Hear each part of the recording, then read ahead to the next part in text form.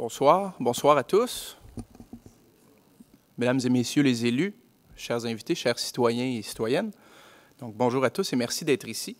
Je me présente, Guillaume Cloutier, chef d'unité du Bureau d'information et de consultation de la Ville de Longueuil. Vous m'entendez bien, monsieur? C'est bon?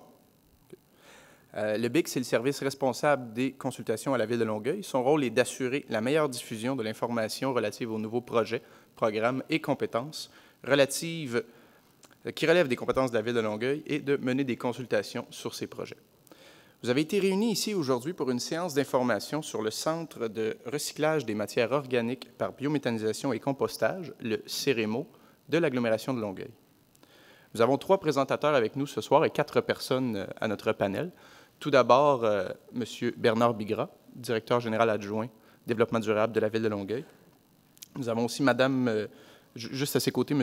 Yvan Brault, qui est responsable de la biométhanisation de la direction du génie de la Ville de Longueuil.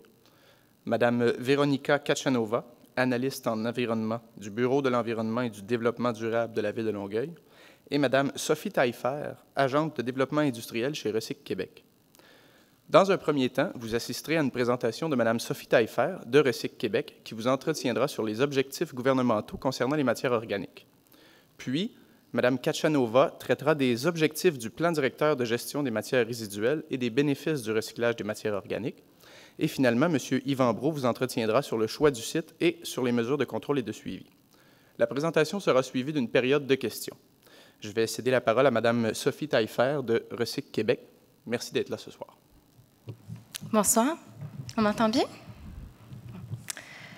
Donc, ça me fait plaisir d'être parmi vous ce soir. Ça me fait plaisir, en fait, de répondre à la demande de l'agglomération de Longueuil en vue de vous donner quelques éléments d'information sur notre politique québécoise en gestion des matières résiduelles, nos objectifs, nos beaux objectifs ambitieux pour gérer les matières organiques au Québec et de vous donner, en fait, un peu d'informations sur ce que c'est que le compostage, ce que c'est que la biométhanisation, pour vous donner un peu un aperçu, puis aussi peut-être éventuellement de répondre à vos questions sur le sujet par la suite, s'il y a lieu.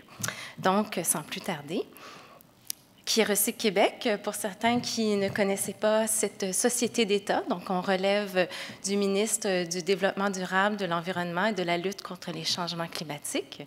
Nous sommes une société d'État qui, en fait, favorise la gestion des matières résiduelles. En fait, notre mandat, il est celui de promouvoir, de développer, de favoriser la réduction, donc la réduction des matières congénères, le réemploi, la récupération et le recyclage, autant des contenants, des emballages, en fait, de toutes ces matières congénères et qui, en fait, offrent la possibilité de recycler, de les récupérer en vue de faire de nouveaux produits et de s'assurer qu'on conserve nos ressources naturelles. Donc, un peu le plan de ma présentation, très brièvement, juste de voir un peu quels sont nos objectifs, mais aussi qu'est-ce qu'un résidu organique, qu'est-ce qu'on génère et combien on en génère à la maison. Les différentes options de gestion des matières organiques, et je vais faire le lien avec la loi sur la qualité de l'environnement où on va prioriser, en fait, certaines options de gestion. Les avantages environnementaux, bien sûr, il faut y revenir. Il faut savoir le pourquoi on fait tout ça, pourquoi on promouvoit la récupération et le recyclage des matières organiques. Et quelques exemples québécois, puis aussi, pour terminer, vous présenter un peu le programme de financement qui vise à encourager justement les municipalités à gérer leurs résidus organiques. Donc, nos objectifs gouvernementaux, ils sont assez ambitieux, mais ils datent déjà d'une politique antérieure qui avait été donc établie de 1998 à 2008. Et c'est ce même objectif qu'on retrouve pour 2015, soit celui de récupérer 60% des matières organiques congénères. Et ça, dans ce 60%-là, là, on parle de boues de fosses septiques, on parle de biosolides municipaux, autant nos restes de table, les feuilles, tout ça, ça fait partie finalement de résidus organiques congénères, autant dans le secteur résidentiel que dans le secteur des industries, des commerces. Donc, un bel objectif de 60% pour 2015 et aussi un objectif bien ambitieux, mais qui est nécessaire pour donner, en fait, le son de cloche sur le fait qu'on ne veut plus de cette matière organique à l'enfouissement ni à l'incinération. Donc, on vise un bannissement des matières organiques pour 2020. ambitieux, bien sûr, mais tout à fait réaliste quand on regarde les possibilités qu'on peut faire avec cette matière organique. Donc, qu'est-ce qu'on génère? Quand on regarde une unité unifamiliale, en fait un ménage moyen au Québec, et qu'on met tout ensemble, les matières recyclables, tout ce qu'on met finalement en bordure de rue, ce qu'on remarque, c'est que finalement, la composition de nos matières résiduelles, bien, elle est fortement, en fait, en proportion. Ce sont les matières organiques là, qui ressortent sur une base massique. Donc, 44 de tout ce qu'on génère, de tout ce qui sort finalement d'un ménage moyen, c'est des matières organiques. Donc, toujours sur une base massique. Quand on regarde plus précisément quel type de résidus organiques on génère, vous voyez en fait, donc à votre gauche, une tarte dans laquelle on voit la composition de ce qu'on génère. Donc, beaucoup de résidus verts, essentiellement aussi beaucoup de résidus alimentaires. Hein, sur une base massique, quand on regarde ça, il y a une forte concentration en eau. Et des autres résidus organiques. Donc, ce qu'on veut aller chercher comme gisement, en fait, est-ce que j'ai un pointeur là-dessus? Oui, hein? Mais ça irait mieux si je pointais là. Donc, en fait, ce qu'on veut aller chercher comme résidus, ce sont les résidus alimentaires, tous ces résidus verts aussi, et également une proportion des autres résidus, soit des fibres sanitaires, etc., des résidus qui peuvent être compostés ou bien digérés. Et bien, pour ce qui est de l'autre aspect des résidus organiques, qu'on oublie souvent, mais qui sont déjà, en fait, bien pris en main et pris en charge pour l'agglomération de Longueuil, ce sont les résidus organiques qu'on retrouve finalement aux égouts et qui sont traités, dans votre cas, à l'usine d'épuration des eaux de Longueuil. Donc, on va se concentrer ce soir, en fait, sur les résidus alimentaires, les résidus verts qu'on retrouve à la maison. Et il importe de bien respecter une hiérarchie qu'on a développée au cours des années et qu'on a même adoptée dans la loi sur la qualité de l'environnement, en vue de s'assurer que les gestes qu'on pose soient les meilleurs sur le plan environnemental. C'est-à-dire, on va toujours viser d'abord de ne pas générer le résidu. Donc, de s'assurer qu'on fasse de la réduction à la source, ça va de soi. Ensuite, toujours en descendant, donc dans l'ordre de priorité, on va essayer de faire, je le fais encore, du réemploi. C'est parce que ça donne envie de viser là, vous comprenez? C'est pas naturel. Donc, on va favoriser le réemploi. Dans le cas des matières organiques, je vais l'expliquer dans la prochaine diapo, où on va voir comment on peut faire du réemploi de l'organique. Et bien sûr, le recyclage. Et le recyclage, bien, ça englobe aussi le recyclage des résidus organiques en faisant soit du compostage ou de la biométhanisation, puis je vais vous l'expliquer un peu par la suite. Mais je vous explique cette pyramide parce qu'il y a quand même une importance majeure à s'assurer que les trois derniers piliers, en fait, la valorisation énergétique, la valorisation de matière, qui peut être influencée, qui peut être intéressante, mais que ça doit venir après, c'est-à-dire après qu'on ait envisagé les options de réemploi, de recyclage. Donc, ça vient par la suite. Et évidemment, en dernier lieu, l'élimination. C'est ce qu'on veut éviter le plus possible. Ça inclut l'enfouissement ou encore l'incinération des résidus. C'est en dernière option. Donc, quand on reprend les trois premiers piliers, puis l'appliquer aux résidus organiques, la réduction à la source, ça peut se faire, en fait, en participant soit pour les industries, les commerces, à dévier les matières qui sont encore comestibles, hein, donc les repas, tout ça, donc de dévier cette matière-là vers les banques alimentaires. S'assurer que tout ce qui est encore comestible, bien, que ça serve finalement à l'alimentation humaine avant tout. Hein, ça va de soi. Par la suite, le réemploi. Quand on ne peut pas la consommer, quand on ne peut pas rediriger ça vers des banques alimentaires ou autres organismes, on peut faire du réemploi, c'est-à-dire qu'on reprend des résidus, comme des résidus de fabrication d'aliments, par exemple, et on va l'utiliser soit pour l'alimentation animale. Ultimement, l'alimentation animale va servir éventuellement à l'alimentation humaine. En dernier, en fait, en troisième pilier qu'on doit aussi favoriser, le recyclage. Et là, ça peut prendre différentes formes pour les matières organiques. On peut faire du recyclage de nos résidus verts, de notre gazon, à la maison, tout simplement en faisant de l'herbicyclage, qu'on appelle. C'est assez simple, c'est de laisser le gazon sur place, de laisser sur le sol. Il va se décomposer, ça sert d'engrais à la pelouse. Donc, c'est une forme, finalement, de valorisation par le citoyen, donc à la maison. C'est à favoriser, bien sûr, parce qu'on n'a pas de transport, on n'a pas de frais, finalement, pour le traitement de ces résidus-là. On ne peut pas tout traiter comme ça, on s'entend. Il y a d'autres résidus qui sont générés. On peut faire du compostage domestique, c'est-à-dire, en fait, utiliser des petits composteurs en bois ou en plastique, il y en a de différentes sortes, et de composter nos résidus de sources végétales. On s'entend, là, on ne peut pas composter dans des composteurs domestiques des résidus de sources animales comme la viande, les produits laitiers, parce que la température, en fait, généralement, ne monte pas assez élevée pour détruire tout ce qui pourrait être des salmonelles, des E. coli, etc. Donc, on veut s'assurer qu'on ait quelque chose quand même de sécuritaire. Donc, pour le compostage domestique, c'est tout à fait possible, mais pour des résidus de sources végétales. Pour le reste, pour ce qui est en fait tous les résidus de sources animales, ou encore quand on cherche à atteindre des objectifs, dont l'objectif de 60 %, il importe d'aller chercher un tonnage important, donc un tonnage, un gisement au niveau résidentiel, et de cette façon-là, on va chercher une plus grande quantité, donc d'implanter en fait une collecte des matières organiques et d'envoyer ça dans des installations de traitement, de recyclage de la matière organique. Et ça peut se faire soit par compostage, soit biométhanisation.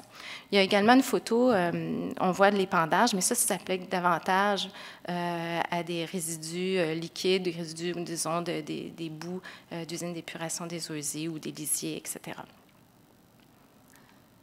Donc, qu'est-ce que c'est que le compostage? En fait, c'est une forme de biodégradation de la matière, c'est-à-dire qu'on veut prendre le résidu alimentaire et on veut en faire un produit. Ça se fait naturellement. Ça se fait naturellement en forêt, ça se fait à différents endroits dans la nature, mais le compostage, ce qu'on veut faire, c'est qu'on veut accélérer le processus de biodégradation par des micro-organismes. Donc, ces micro-organismes-là se nourrissent du carbone dans la matière et ils ont besoin également d'oxygène, comme nous, êtres humains. Donc, on a besoin d'oxygène, d'humidité et on a besoin aussi de contrôler la température. Mais c'est un processus, en fait, qui se fait justement avec de l'oxygène. Ce qui en résulte, c'est du compost. Donc, un produit stable, hygiénisé, un produit qu'on peut utiliser dans nos plates-bandes, qu'on peut utiliser vraiment comme amendement organique et qui a de nombreux avantages environnementaux.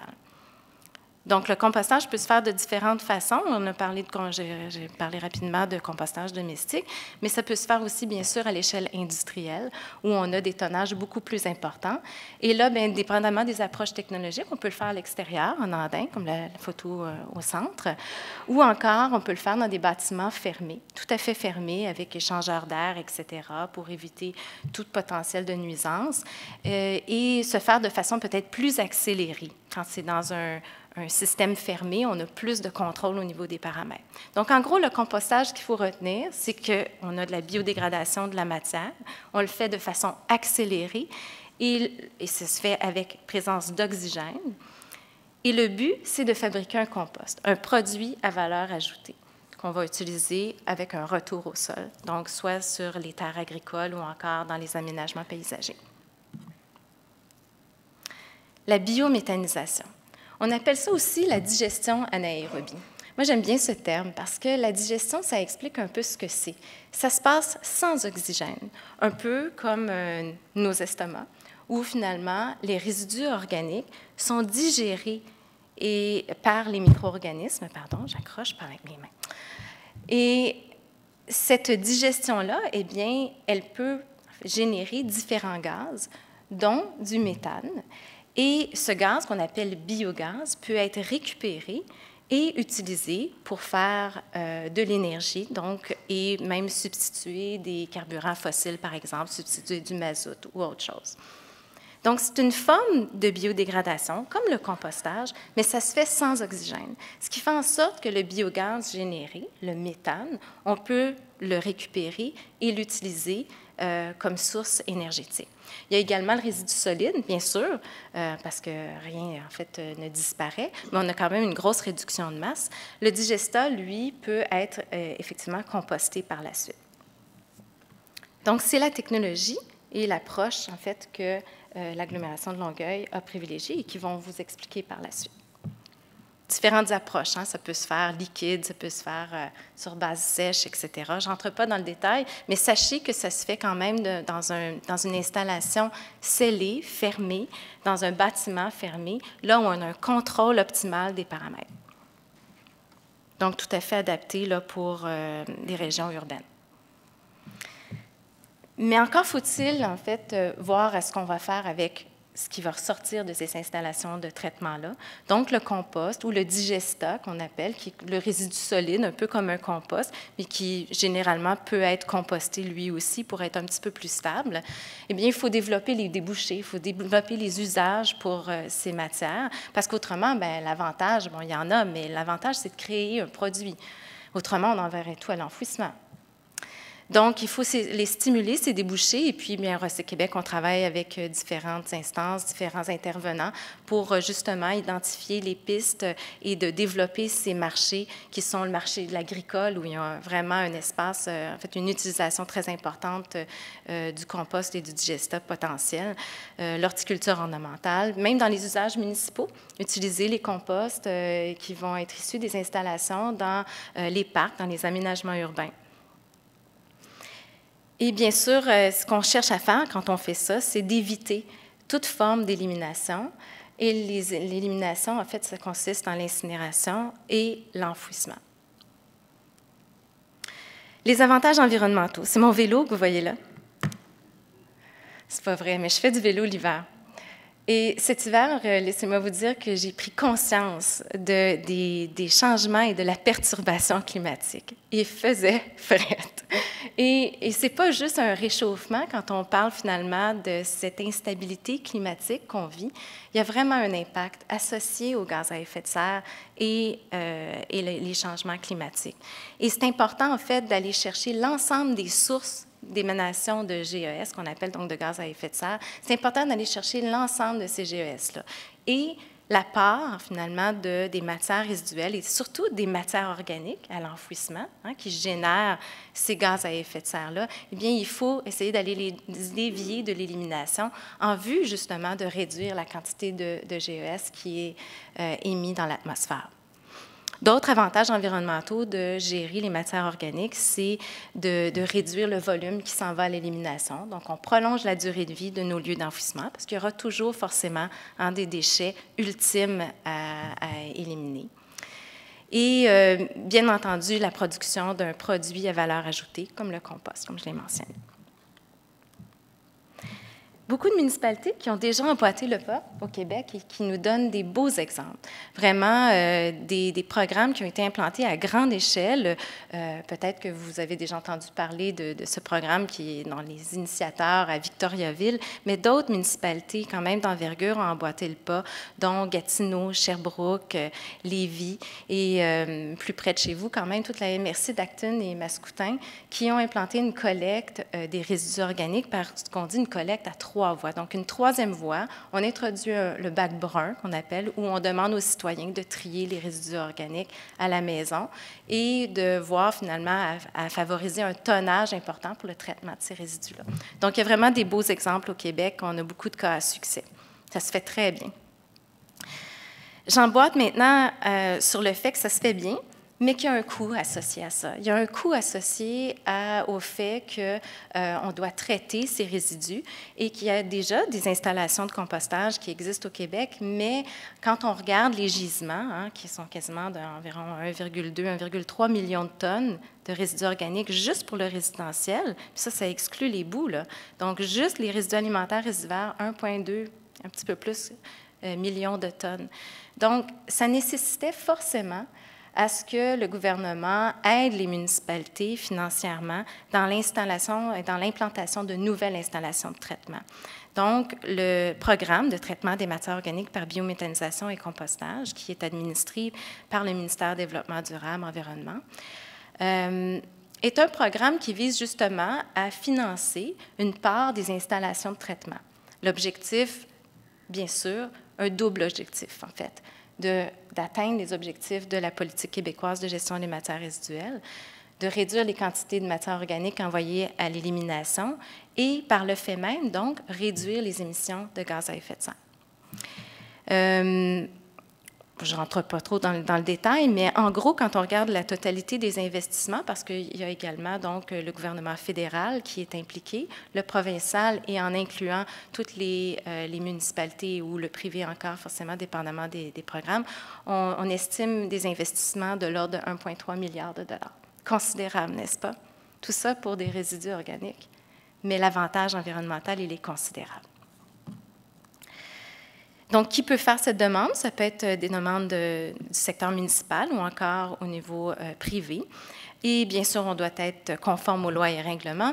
Et ça doit être inclus, et ça va être intéressant de faire le lien avec ce que Véronica va présenter au niveau du plan directeur, ça doit être inclus dans une planification territoriale, donc inclus dans le plan de gestion des matières résiduelles.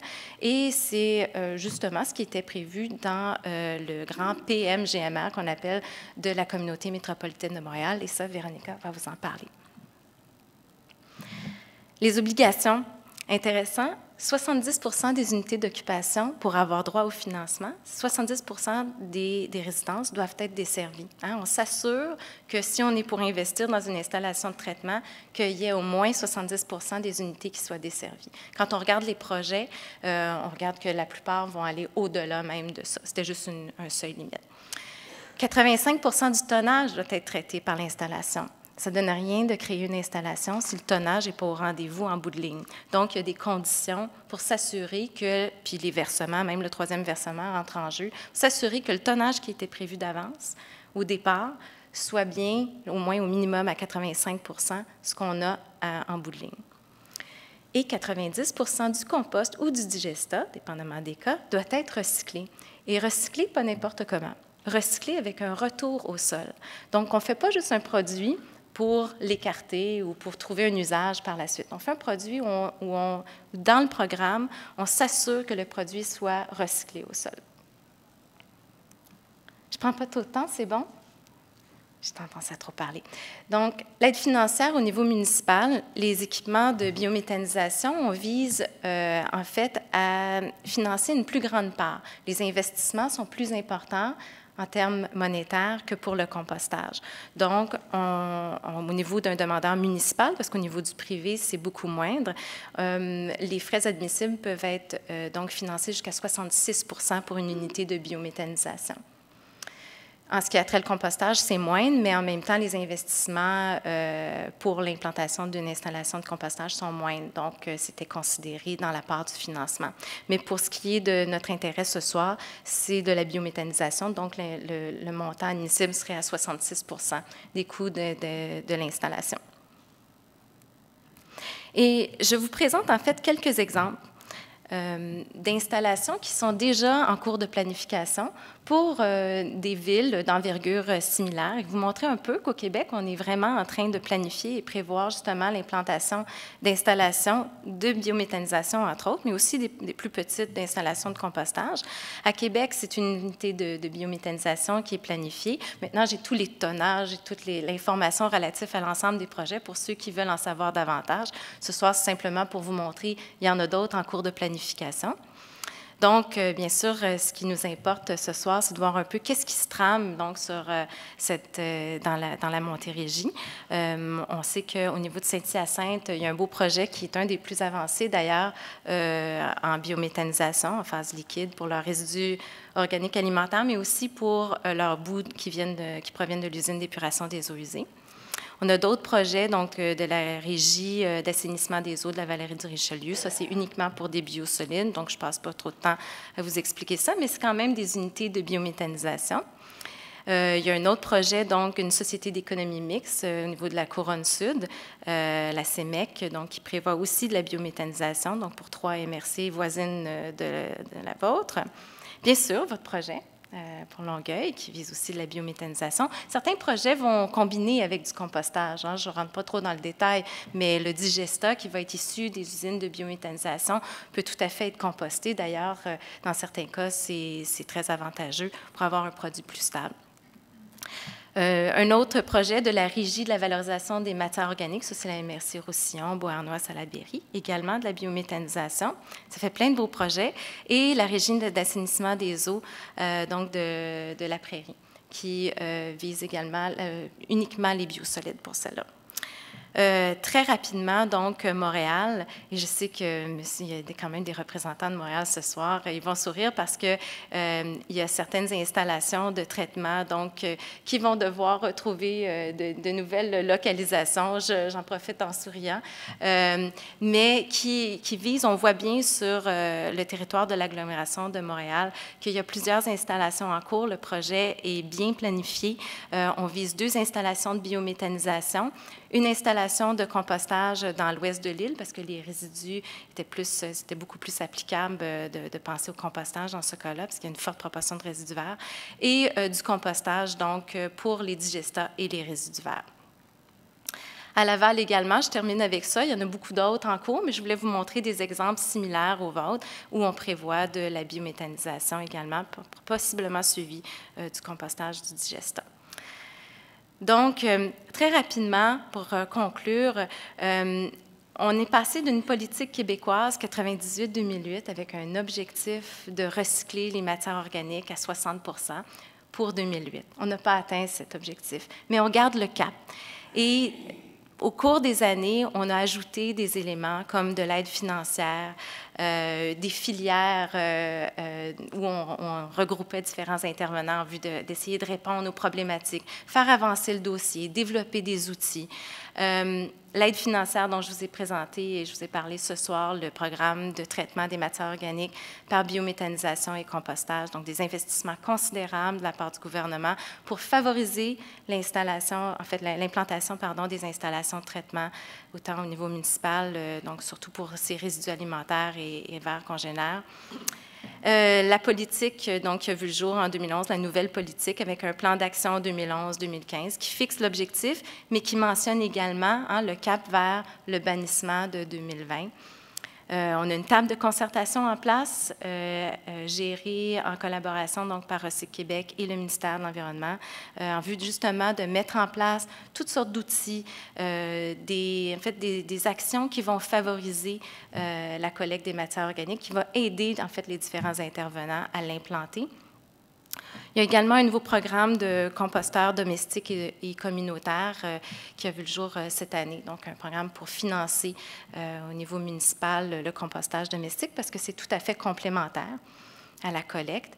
Bien sûr, notre objectif de 60 % pour 2015 et une implantation graduelle vers un bannissement complet de la matière organique de l'élimination pour 2020. Donc, on est ensemble vers cet objectif-là et en fait, je pourrais vous dire que dans les dernières années, j'ai vu le dossier évoluer grandement et on voit qu'il y a beaucoup de choses qui ont été mises en place et en bout de ligne, c'est votre participation, c'est la participation citoyenne qui compte pour être capable d'atteindre un objectif, des beaux objectifs ambitieux et de s'assurer qu'on aille chercher en fait l'ensemble des avantages environnementaux. Merci.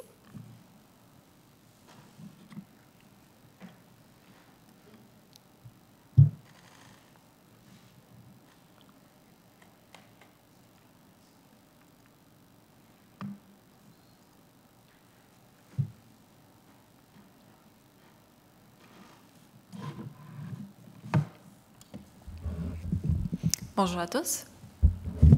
Est-ce qu'on m'entend bien? Donc, merci beaucoup. Nous avons vu comment se fait l'encadrement de la gestion de matières résiduelles au niveau du gouvernement provincial. Et nous allons vous maintenant présenter comment le projet de centre de recyclage des matières organiques s'inscrit dans la planification régionale. Et mon collègue Yvan Ambro va poursuivre avec la description plus détaillée du projet. Alors, voilà la première partie de la présentation. On va parler du partage des compétences et encadrement légal. Ensuite, des éléments essentiels du plan directeur de gestion de matières résiduelles de l'agglomération de Longueuil.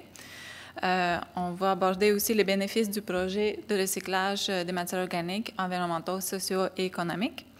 Et dans la partie 2, M. Brault vous expliquera le choix du site.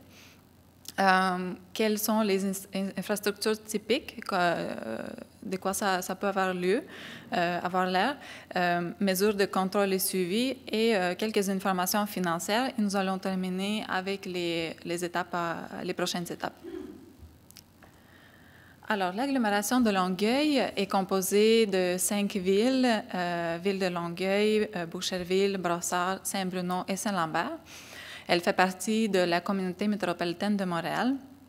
Et puis, ses compétences en gestion de matières résiduelles sont la planification régionale et le traitement et mise en place des infrastructures qui assurent le traitement des matières.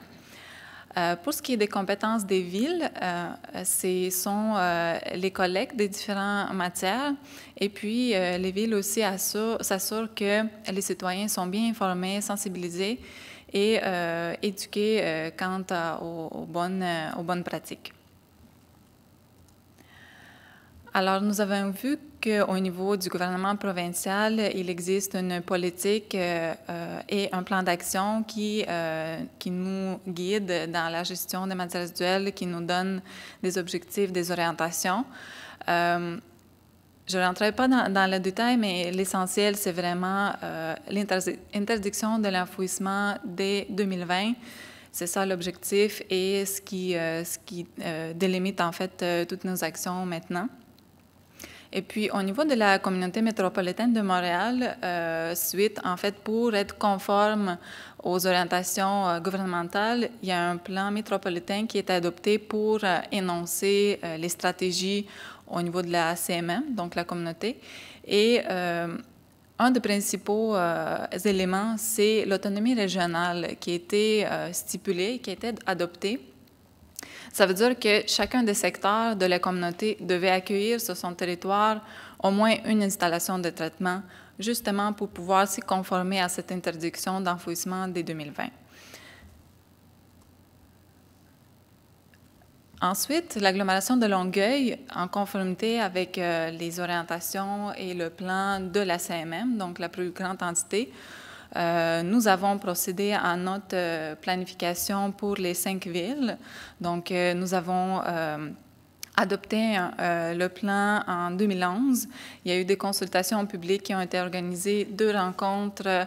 Nous avons fait un sondage en ligne et nous avons fait aussi, nous avons reçu des mémoires de la part des citoyens et des groupes concernés.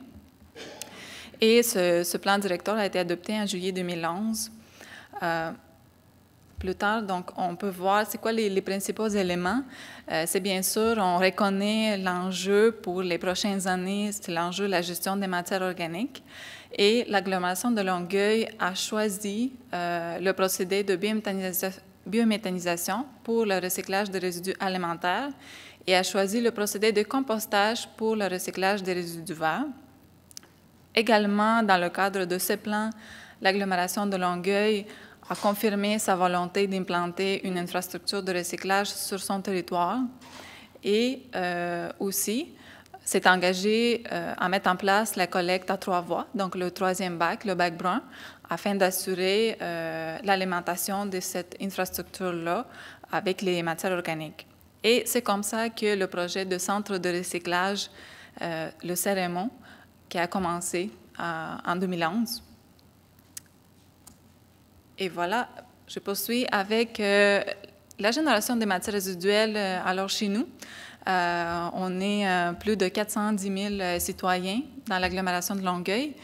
Et présentement, si on se réfère en 2013, selon les statistiques, on a généré plus de 130 000 tonnes de déchets. Ça équivaut à 135 piscines olympiques qui ont été enfouies. C'est beaucoup. C'est beaucoup de déchets qui ont été transportés à l'extérieur de notre territoire pour être enfouis. Les citoyens, nous, on génère aussi près de 11 000 tonnes de résidus verts et plus de 40 000 tonnes de matières recyclables. Ici, j'entends papier, plastique, verre, métal, donc ce qu'on met dans le bac brun. Pour votre information aussi, à chaque fois que l'agglomération de Longueuil envoie une tonne de déchets dans un site d'enfouissement, non seulement elle doit payer pour le traitement et le transport, mais aussi elle doit payer une redevance de 21,30 $ à chaque tonne parce qu'on continue encore à enfouir. Donc, c'est une forme de taxe qui nous est exigée par le gouvernement. Alors, on a l'intérêt à choisir un autre procédé pour éviter aussi cette redevance-là. Brièvement, comment se déplacent les matières maintenant? Alors, on met un résidu dans un bac, bac bleu ou bac noir ou dans un sac. Ensuite, le camion passe le chercher dans la rue. Ensuite, il l'amène vers un site de transbordement pour regrouper ces matières et le mettre dans les plus grands camions. Ensuite, ces camions-là transportent les matières vers les sites de traitement. Donc, c'est ça le schéma de déplacement.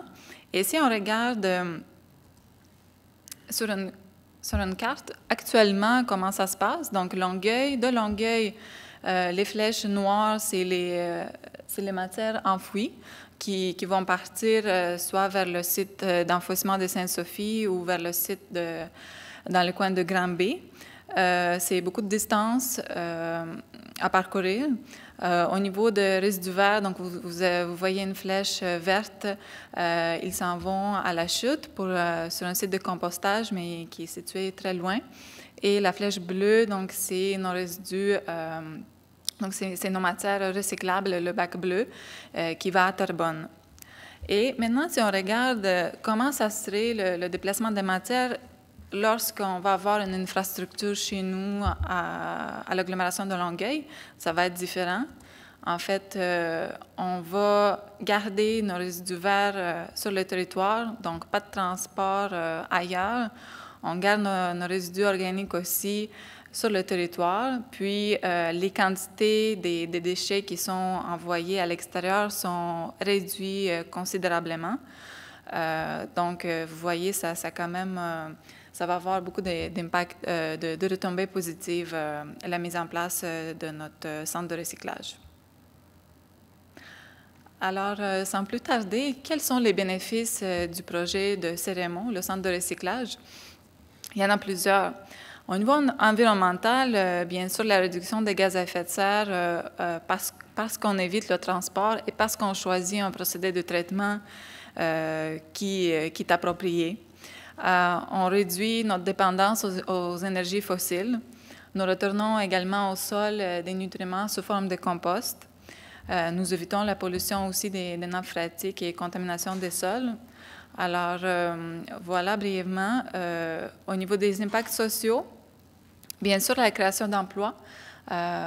Donc, les employés qui vont travailler au centre de recyclage, il va y avoir environ 25 à 30 postes à combler. Distribution du compost des citoyens, bien sûr, on souhaite redonner la matière et donc remercier aussi les gens pour leur participation. Donc, une partie du compost va être donnée gratuitement aux citoyens. Et puis, ça permet de réduire aussi les nuisances. On envoie beaucoup moins de déchets dans les sites d'enfouissement, donc ça permet de réduire les nuisances associées à l'incinération. On poursuit maintenant avec les bénéfices économiques. Tout d'abord, en ayant une infrastructure sur notre territoire, ça permet pour l'agglomération d'avoir une certaine sécurité parce qu'on est moins dépendant des fluctuations des prix des marchés privés. Également, on évite les coûts d'enfouissement et de transport parce qu'on n'envoie plus une grande quantité de matière ailleurs. Nous allons aussi recevoir des revenus de la vente de l'énergie. Bien sûr, le biométhane qui sera produit, ça a une valeur. On évite la taxe de 21,30 $ à la tonne. Et puis, nous avons aussi, plus qu'on améliore la performance, plus on recycle, plus le gouvernement nous donne des incitatifs financiers. Alors, on va être gagnant aussi à ce niveau-là.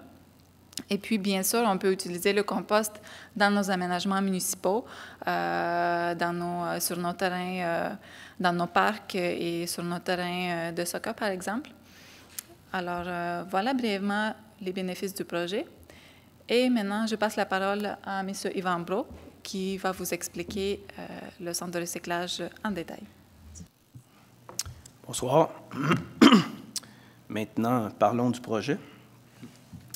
Merci, mesdames, pour cette merveilleuse mise en contexte.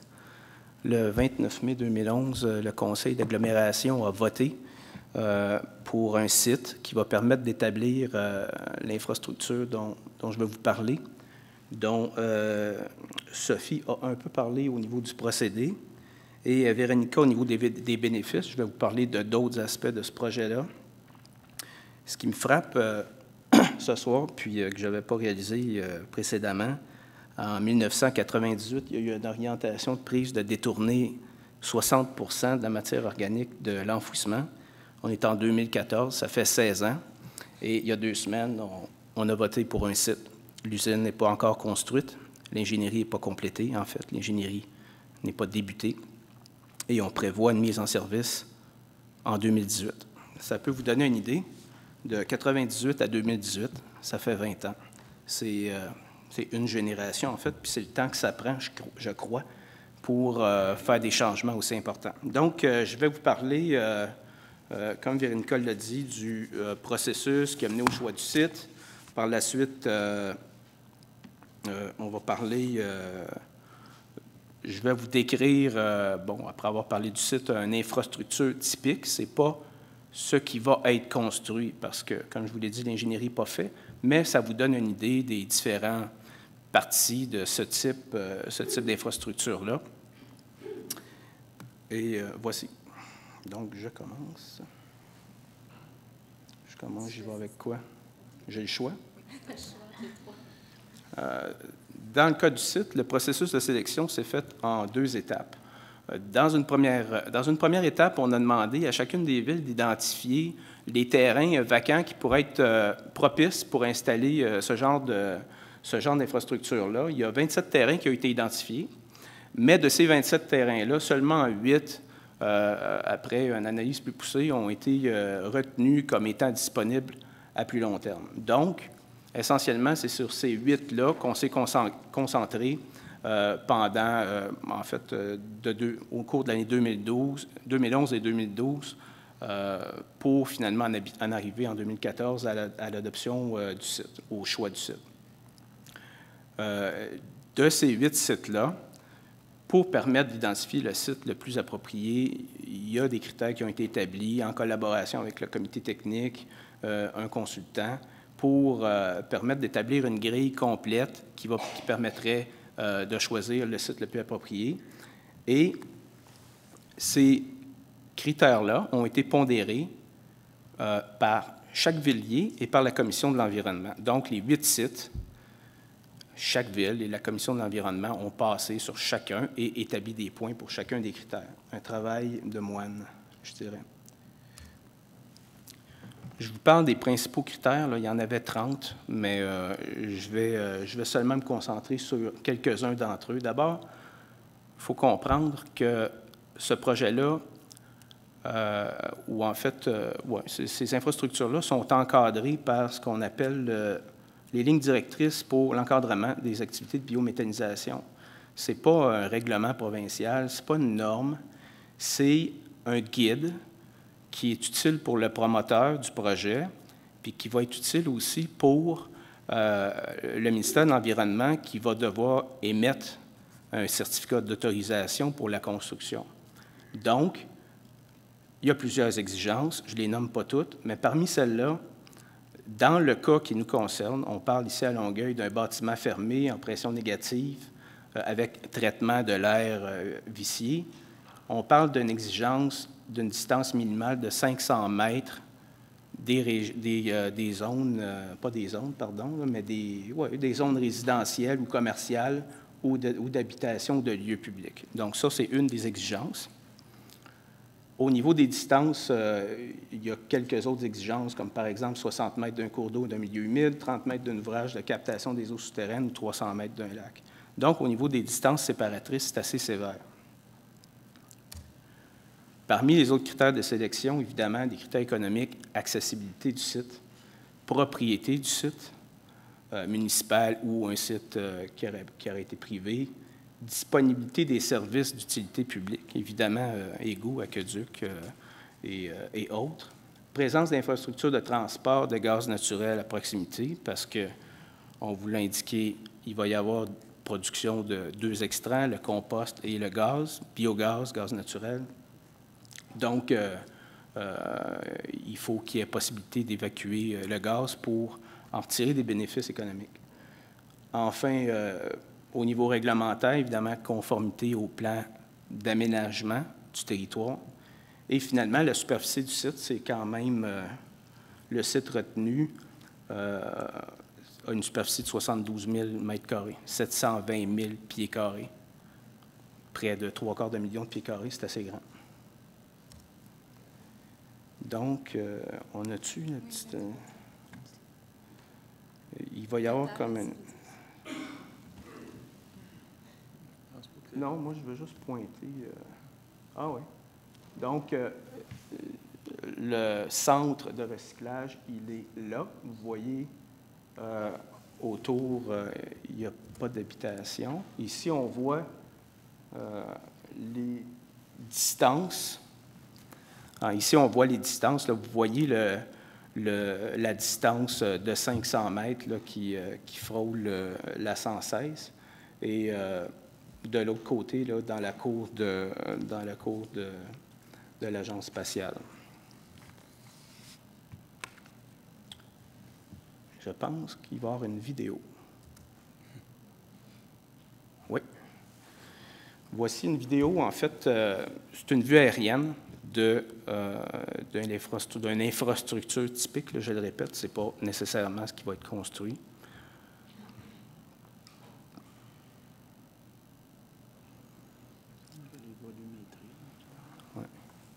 Yvan, on voit la totalité du bâtiment? Oui. Oui, je vais décrire les différentes sections par la suite. Voilà.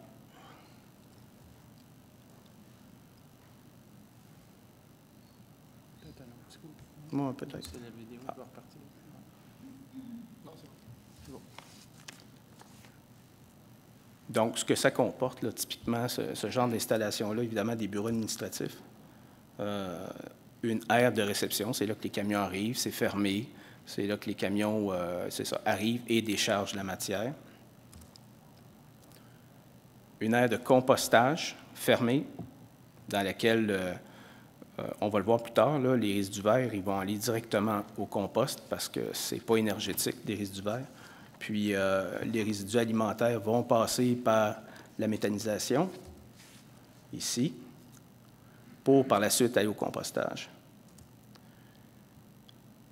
Unité de traitement d'air, traitement du gaz, parce que le gaz produit n'est pas prêt à être utilisé pour la plupart des usages. Il faut enlever, en fait, principalement, c'est du CO2 qu'il faut enlever pour en arriver à du gaz naturel, en fait. Donc, avant traitement, on parle de biogaz. Après traitement, on parle de gaz naturel. Ou de biométhane? Biométhane. Biométhane et gaz naturel, c'est synonyme. Traitement des eaux usées. Il va y avoir des eaux usées. Le schéma de procédé, ça, c'est extrêmement simplifié. Mais ce qu'on peut voir, c'est qu'il y a 3 types d'intrants. Il y a les résidus alimentaires avec les résidus verts dans le bac brun en avant de votre porte. Il y a des matières organiques, parce qu'on a prévu d'en prendre une certaine quantité, là, des matières organiques qui viennent des commerces. On parlait de 42 000 tonnes pour le première catégorie, 10 000 tonnes de matières organiques provenant des commerces. Et finalement, résidus verts qu'on estime à 18 000 tonnes, si vous suivez les flèches, qui vont se rendre directement au compostage. Évidemment, ça prend un pré-traitement là, dans les... Bon, je vais ressortir ça. Ici. Ouais, quand je pointe, je ne peux plus parler dans le micro. Ouais. C'est ça. Écoutez. Donc, pré-traitement, parce qu'il va y avoir de la contamination, même s'il y a une 3e voie. Ça peut être des sacs en plastique, ça peut être la fourchette qui est tombée dans le bac, ça peut être différentes choses. Mais il faut passer par une étape de pré-traitement, même chose pour les résidus verts. Par la suite, si on parle des résidus alimentaires, ça passe par le digesteur. Digestion anaérobie, méthanisation, biométhanisation. Y a-t-il d'autres termes? C'est toute la même chose, ça. Digestion, méthanisation, c'est tous des synonymes. Donc, ça passe par là. Il y a un digestat qui est produit. Et ce digesta-là, c'est un produit qui est, disons, semi-fini. Fait que si on veut le terminer, puis le remettre au sol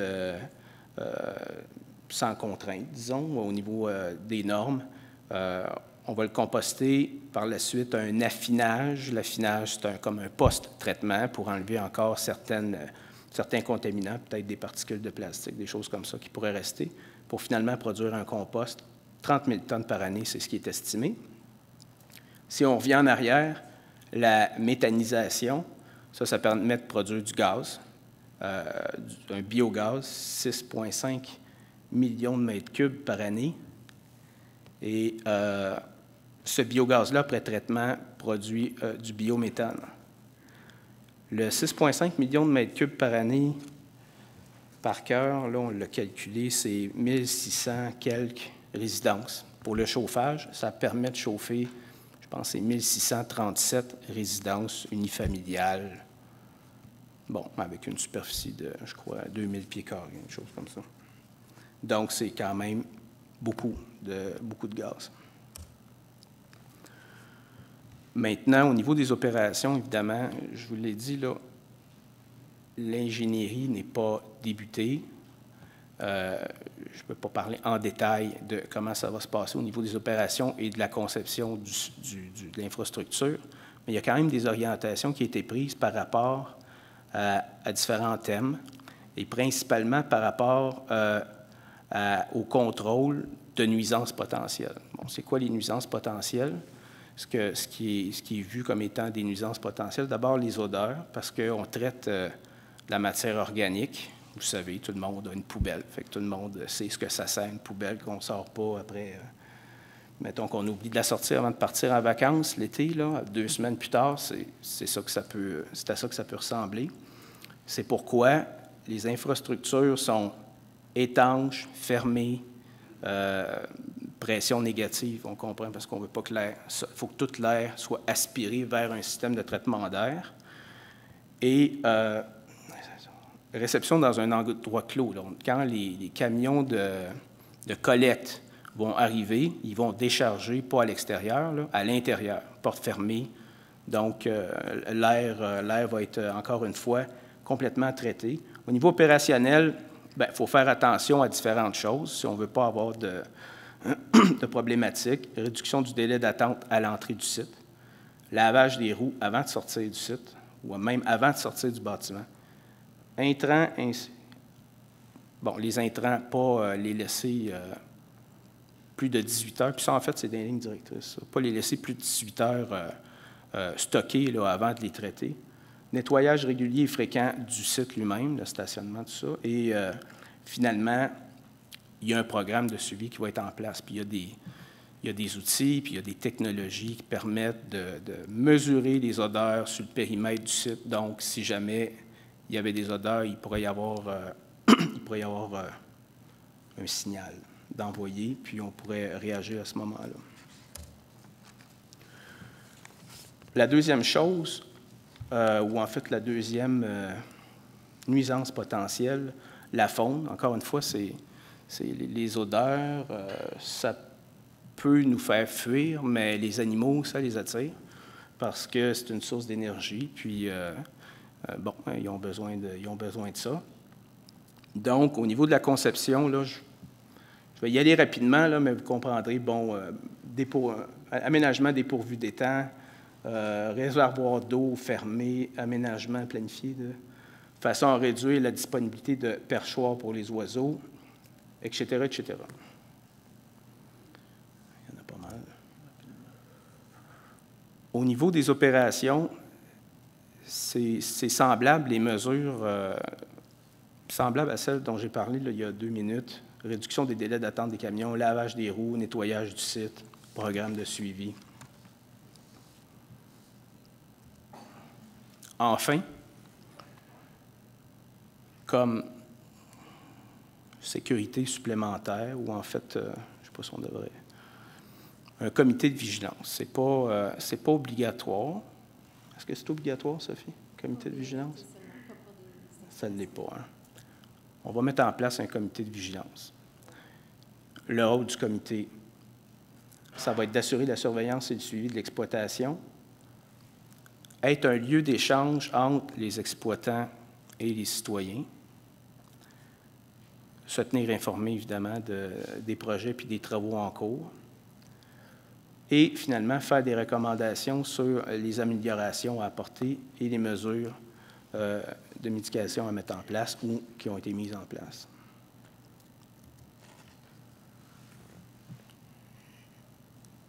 On a fait un calcul de la circulation basé sur les tonnes là, qui sont estimées. Étant donné qu'on prend les résidus de table et les résidus verts, les résidus de table, l'apport va être constant, plus ou moins. En fait, la génération de résidus de table, elle est constante sur 12 mois, mais les résidus verts, le gazon, il n'y en a pas l'hiver, et il y en a peu en période canicule, en période estivale. Donc, les pointes au niveau du camionnage, c'est le printemps et l'automne, là où il y a des résidus de table et aussi beaucoup de résidus verts, de feuilles de gazon. On parle de 45 par jour dans les périodes, dans les saisons où il y a plus de matière. À titre indicatif, à l'intersection, donc c'est près du site, là, à l'intersection du boulevard Clairvue et de la route de l'aéroport, à l'heure de pointe du matin, donc actuellement, là, pendant 1 heure, l'heure de pointe, il y a 11 100 véhicules qui passent pendant cette heure-là. Donc, les 45 camions, c'est une fraction seulement du volume total. Cette vidéo-là donne une idée, en fait, du chemin parcouru. Le site est situé près de l'autoroute 30 et à l'intersection de l'autoroute 30 et du boulevard Clairvue. Donc, pour accéder au site, on n'a pas passé par des quartiers résidentiels. Les camions, à part la collecte qui va être très, très, très locale, là, mais les camions, dans leur grande majorité, vont passer par le réseau routier supérieur pour arriver au site et pour en ressortir par la suite.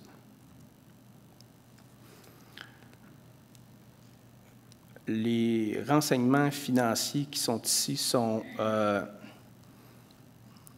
n'est pas des informations qui sont récentes, ça a été diffusé dans le passé.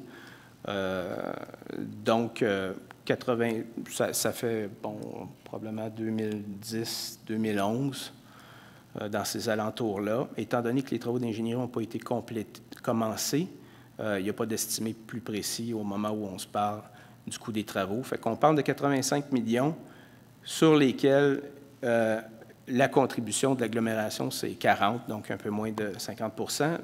Les gouvernements provinciaux, fédéraux contribuent chacun pour environ 20 millions. Je vais rapidement récapituler, 8 heures. Pourquoi un centre de recyclage des matières organiques? Je pense qu'on l'a pas mal expliqué pourquoi, mais je vais quand même, je veux juste être sûr. D'abord, il y a la politique québécoise dont Sophie a parlé, interdiction dès 2020. Ça permet d'adhérer à plusieurs des principes du développement durable, mais tout particulièrement celui qui dit consommation responsable, qui évite le gaspillage et qui optimise l'utilisation des ressources. On est vraiment dedans. Réduction des gaz à effet de serre, bénéfices économiques résultant de la vente du gaz naturel, retour du compost au sol et une partie de ce compost-là. C'est indiqué une partie. Si vous le voulez, tout le compost, on peut vous le remettre, mais c'est 30 000 tonnes par année. Alors, on indique une partie parce que on pense qu'il va en rester un peu quand même. Et finalement, amélioration de la performance en gestion des matières résiduelles. Et ça, c'est simplement le fait que les villes reçoivent des crédits qui sont directement reliés à leur performance, c'est-à-dire leur capacité à détourner les matières de l'enfouissement. Donc, le recyclage, c'est un détournement de l'enfouissement. Donc, ça améliore la performance et ça grossit le chèque qui revient aux municipalités. Et finalement, les prochaines étapes, bien là, je l'ai indiqué à 2-3 reprises, les services professionnels, on va, maintenant qu'on a un site, lancer les appels d'offres au cours de l'été, été-automne 2014, pour envisager de débuter les travaux à l'automne 2015 et de les compléter au printemps 2018. Merci. Moi, je voudrais vous parler de la biométallisation. Est-ce qu'il y a présentement une usine de biométhanisation qui fonctionne bien? Parce qu'on a vu, il y a bien des projets.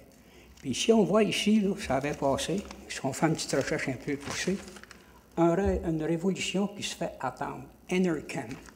C'est un très beau projet qui a été fait en laboratoire à une université. C'était très, très bien, ça produisait. Sauf que là, ils ont mis ça en application, c'est un gouffre financier. L'usine ne fonctionne pas. Les intrants sont tellement différents qu'ils ne peuvent pas avoir une normalité des produits qui sortent de là. C'était supposé de faire de l'éthanol. Maintenant, c'est même pas du méthanol, c'est du méthane. C'est même pas du méthane, c'est du méthanol qui va faire un résidu de basse classe. Parce qu'ils disent qu'ils ne sont même pas prêts à être capables de faire de l'éthanol. Dans le rapport, on regarde, ils parlent toujours aux voitures. Nous aurons, nous pourrons, nous ferons. Ça veut dire qu'à l'heure actuelle, ils ont des gros problèmes, les tuyaux se bouchent avec du goudron. Fait qu'avant de rentrer à mettre beaucoup d'argent là-dedans, en pensant que, comme vous dites, là, que tout demain matin, là, après, on va faire l'ouverture puis ça va marcher, il va y avoir des grosses contraintes. Parce que, pour commencer, vous avez les intrants qui sont différents. D'une saison à l'autre, d'un mois à l'autre, et surtout d'une saison à l'autre. Il va y avoir des journées que ça va être plus froid. Dans les gros froids d'hiver, vous n'aurez pas à l'intérieur la même température de compostage que vous allez avoir dans les grosses chaleurs d'été. Ça va être impossible de chauffer tant de tonnes pour avoir une régularisation. Et puis, je voulais aussi parler, je ne sais pas ce que Longueuil fait présentement avec les bouts des usines d'épuration. Est-ce que c'est enfoui?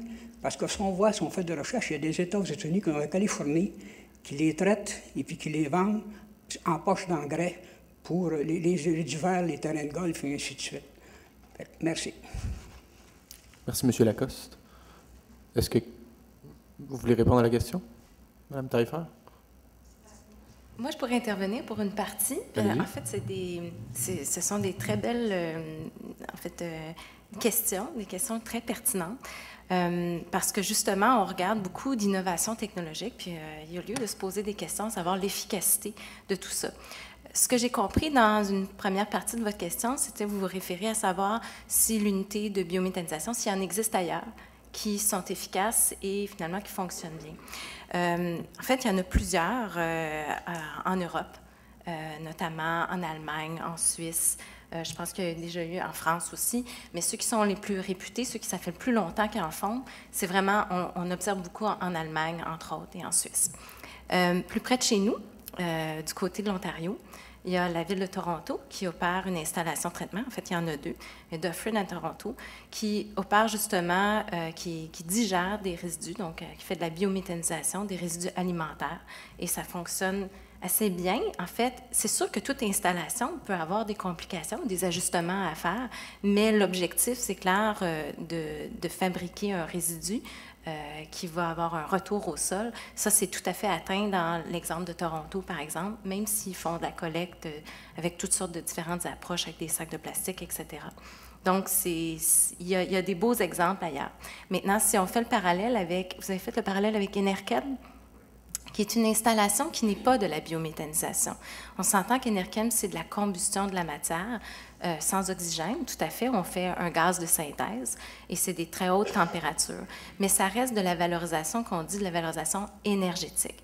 Est-ce que ça, c'est considéré dans la politique québécoise? Éventuellement, il va y avoir des critères bien précis qui vont être identifiés dans un règlement et qui vont pouvoir déterminer, bien, à partir du moment où on fait tel montant d'énergie nette, tel type de résidu solide, avec une performance, avec des indicateurs bien précis, ça pourrait être reconnu dans l'atteinte des objectifs. Ça veut dire que Enerkem, ça reste encore une forme de combustion faite sans oxygène, où on fait un gaz de synthèse, ce qui est nettement différent de la biométhanisation, où la biométhanisation aussi, on fait de l'énergie, mais on l'a fait à partir d'un procédé biologique. On l'a fait à partir de micro-organismes et on crée un produit à valeur ajoutée qu'on fait un retour au sol du carbone. Donc, il y a vraiment un cycle qui se suit biologique, contrairement à de la valorisation énergétique, là, avec de la combustion, où on n'a pas cet élément-là. Où il peut y avoir quand même valorisation du sous-produit, c'est tout à fait possible, mais ce n'est pas encore déterminé. Puis au niveau de l'innovation technologique, bien, ça reste à être démontré, tout à fait. Donc ça, c'est une partie de la question.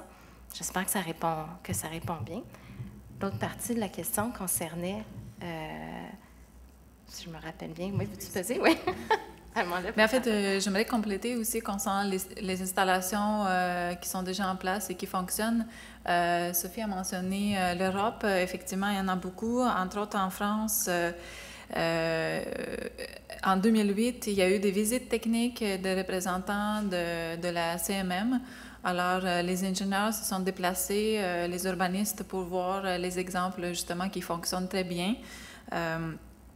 Il y en a une, par exemple, en banlieue de Paris, qui était ouverte en 2003. Donc, c'est une usine qui est en place depuis plusieurs années. Une autre, c'est le centre de valorisation de Lille, ouverte en 2007. Sinon, ici au Québec, il y a aussi à Saint-Hyacinthe, c'est la première installation qui a été implantée en 2010 et qui fonctionnait uniquement avec les boues. Et présentement, la deuxième phase, c'est qu'on ajoute des digesteurs pour les résidus alimentaires. Et justement, la semaine passée, il y avait des premiers tests qui ont été faits avec les matières, avec les intrants, pour partir le procédé. Alors, ça s'en vient assez rapidement. Et puis, donc voilà, il n'y a pas... en fait, ça peut sembler une nouveauté pour le Québec, mais... il y a des expériences très solides ailleurs dans le monde. Vous avez parlé aussi des boues. La gestion des boues dans l'agglomération de Longueuil, ça se fait dans notre centre de traitement des eaux usées. Alors, les boues sont incinérées et les cendres sont valorisées maintenant dans un procédé de production de ciment. Alors, et nous souhaitons aussi également faire des tests pour savoir... en fait, il y a une partie aussi des boues qui est valorisée en agriculture et éventuellement, on pourrait penser à valoriser davantage en agriculture. Puis, il y a des projets pilotes qui vont se faire prochainement, en fait, pour élargir cette pratique-là. Vous avez parlé aussi également du fait que la variation des matières chez Enerkem est importante, mais comme ce n'est pas le même procédé, ici à l'agglomération, les matières seront relativement homogènes, c'est-à-dire qu'un ménage, une famille, une résidence génère sensiblement les mêmes choses en termes de résidus alimentaires. Les résidus verts aussi, on les connaît. À l'automne, c'est des feuilles, puis... au printemps, bon, c'est résidus de jardinage, un peu de gazon. Alors, c'est une matière relativement stable, donc on n'a pas d'inquiétude par rapport à cet aspect-là. En ce qui concerne l'hiver, le contrôle des températures, bien, vu que c'est un bâtiment fermé, il va avoir... Mais en fait, déjà, le compost qui commence à maturer, il va avoir une température de la chaleur qui va être dégagée. Donc, on n'a pas besoin de chauffer au complet. Il y a un certain dégagement de la chaleur qui se fait par le procédé lui-même. Alors, ce n'est pas non plus un enjeu important ou une inquiétude technologique pour nous. D'ailleurs, on fait du compostage à air ouverte à l'extérieur, même en hiver. Ça ralentit un peu le processus, mais c'est tout à fait possible. Donc, en bâtiment fermé, il n'y a aucun problème pour chauffer. Merci, M. Lacoste. Merci, mesdames. Est-ce qu'il y a d'autres questions ou commentaires? Oui, monsieur.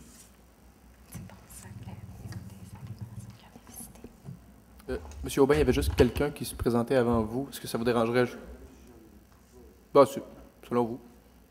Allez-y. Bon, ben, je n'ai pas à me nommer. Ben, bon. Ouais. Vous êtes connu, hein? Vous avez parlé tantôt des usines de biométhanisation. En fait, c'est des projets qu'il y a partout au Québec, c'est ça? Est-ce que ce ne serait pas bon qu'il y en ait une, d'abord, qui soit créée, puis qui soit rodée avant d'en faire un peu partout au Québec? Pas parce qu'il ne semble pas y avoir enfin, je ne sais pas, l'expertise vient d'ailleurs, mais ça peut être différent ici.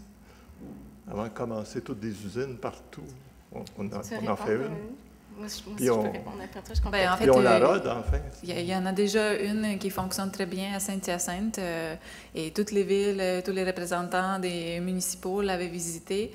On est confiants. Puis il y a aussi des installations pas loin aux États-Unis qui ont été visitées et que l'expérience est convaincante en notre avis. Donc voilà, il n'y a pas... C'est, Monsieur Aubin, c'est des procédés qui sont utilisés par centaines en Europe. En Amérique du Nord, c'est moins fréquent, mais il y a des applications au Canada. Il y en a quelques-unes. Il y en a aussi aux États-Unis. C'est pas des procédés expérimentaux. C'est des procédés qui sont utilisés à une échelle industrielle depuis plusieurs dizaines d'années. Il n'y a pas de risque technologique comme tel. D'ailleurs, on en voit énormément en cours de planification dans les différentes provinces du Canada puis aux États-Unis. On a un retard en Amérique du Nord à l'égard justement du traitement de nos matières organiques en raison du fait qu'on a tellement d'espace pour l'enfouissement. Il y avait peut-être moins de pression. Aussi, au niveau de l'énergie, c'était moins finalement une demande parce qu'on avait l'hydroélectricité. On a quand même des sources d'énergie, donc c'était peut-être moins envisagé.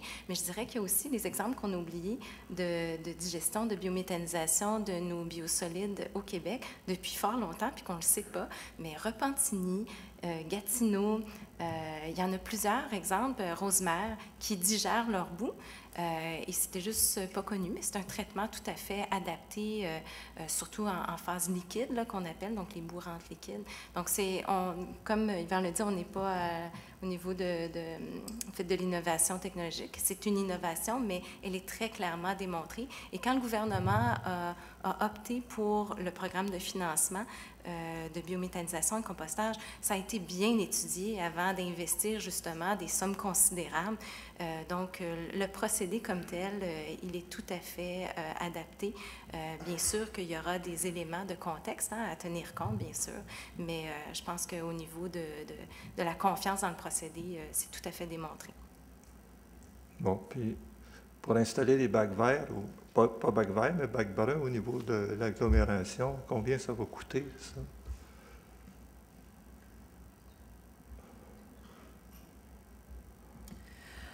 Présentement, on n'a pas la réponse exacte à cette question-là. D'abord, l'implantation des collectes, c'est une décision qui appartient à chacune des villes. Donc, aujourd'hui, on vous présente un projet qui est donc un projet commun de l'agglomération de Longueuil.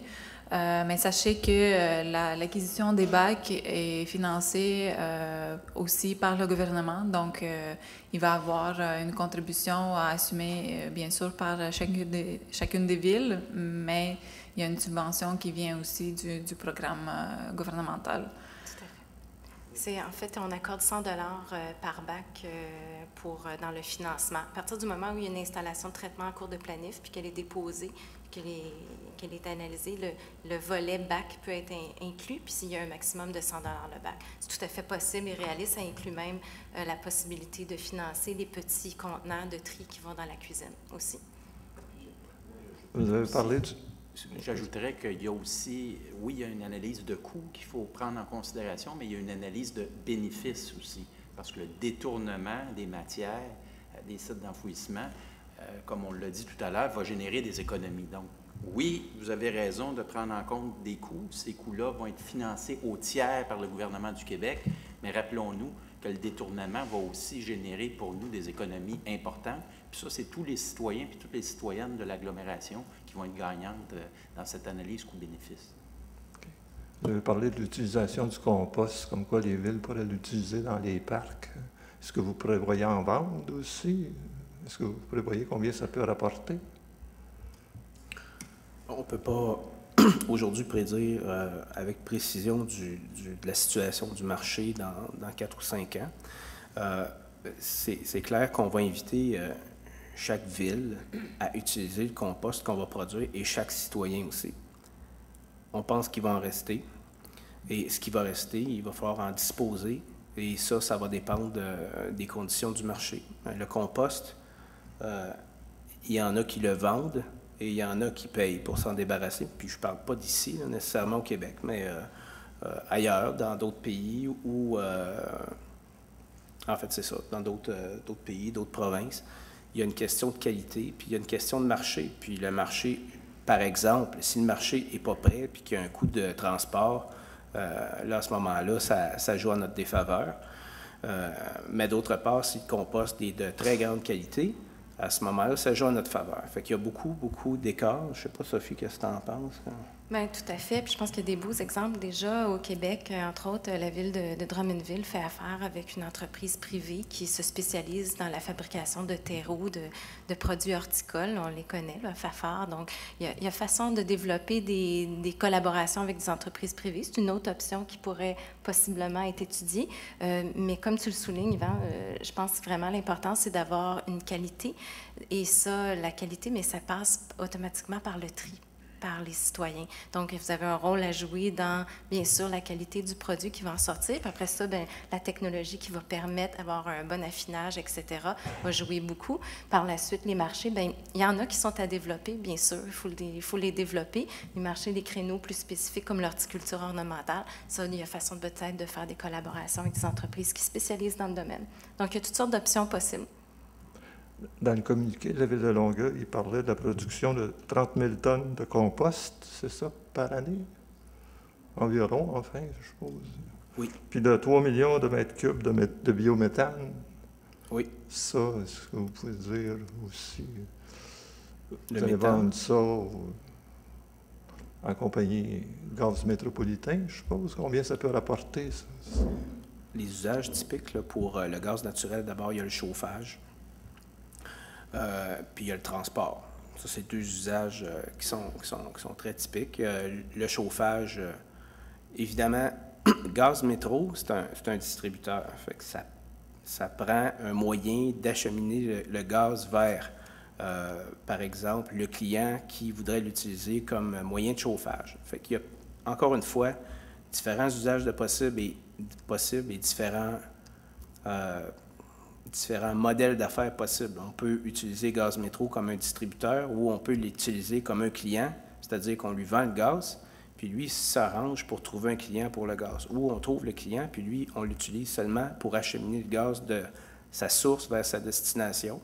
Il y a aussi l'usage dans le transport. Et le gaz naturel, actuellement, est pas mal moins cher que le diesel, ce qui fait qu'il y a plusieurs entreprises de camionnage ou de transport qui convertissent leur flotte au gaz naturel. Donc, il ne manque pas de marché pour le gaz naturel. Ça va, les marchés sont disponibles, sont à proximité. Merci. Merci, M. Aubin. Prochaine question, monsieur. Vous avez laissé votre place 2 fois, vous. Bonsoir, Bernard Michaud de Saint-Hubert. J'ai 2-3 questions, moi aussi. Concernant le coût estimatif, vous avez dit que c'est des montants là, qui datent quand même déjà un bon moment. Là. 85 millions avec environ 44 millions de subventions. C'est plus proche de 50 % que 66 %. Donc, je me demande où est l'erreur pour ça. Deuxième question, le montant de 85 millions va fort probablement augmenter. Est-ce que les subventions vont suivre aussi? Est-ce qu'elles vont augmenter au même rythme? Le 40 millions restant, ou le 50 probablement et plus, là, qui va rester, il va provenir d'où? Ça va être investi par qui? Est-ce que c'est la ville, l'agglomération de Longueuil qui va investir via un règlement d'emprunt, ou si ça va être, s'il va y avoir une formule de PPP, ou est-ce que ça va être plutôt un projet clé en main que vous avez l'intention de lancer? Donc, c'est un petit peu ça mes questions. Merci. D'abord, vous avez posé une question au niveau de l'estimé de 85 millions, c'est ça? Cet estimé-là a été fait en 2010 environ, mais le coût le coût a été indexé dans le futur. Je pense que c'est ce qu'on peut dire, a été indexé. C'est le montant qui a été estimé de façon préliminaire par la Ville de Longueuil à cette époque-là. C'est aussi ce qui a été inscrit dans le plan d'affaires, qui a été déposé au ministère pour les subventions. C'est aussi sur cette base-là que le montant des subventions a été déterminé. Pourquoi ce n'est pas 66? Parce qu'en fait, la plupart des coûts, c'est 2/3, mais il y a des coûts qui sont 1/3, comme par exemple les bacs. Les bacs, c'est seulement 1/3. Puis les services conseils, c'est seulement 1/3. Fait que quand on fait le total, là, ça donne un peu moins que les 2/3. Donc, ça explique ça, le 50% plutôt que le 66%. Vous avez dit que les coûts allaient probablement augmenter. Moi, je ne me prononcerai pas sur cette affirmation-là.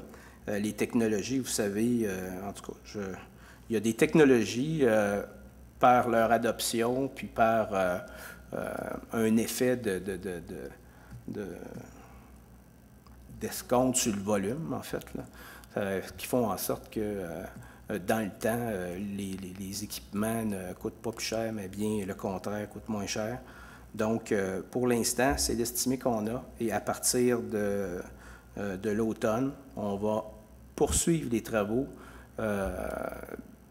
d'estimation. En fait, on va faire les travaux d'ingénierie, mais dans les travaux d'ingénierie, il y a toujours une partie estimation. Et plus on va avancer, et plus cette valeur-là va se préciser. Au niveau du 40 millions, qui est la contribution municipale, oui, c'est une infrastructure pour l'agglomération de Longueuil et la dépense va être assumée par l'agglomération de Longueuil. Les 5 villes de l'agglomération de Longueuil. Merci, M. Beau. Est-ce qu'il y a d'autres questions? Bonsoir, Pierre Goulet, Saint-Bruno. Ma question se rapporte au site choisi.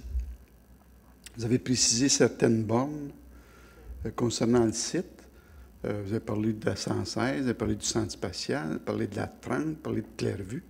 Est-ce que vous seriez en mesure de préciser davantage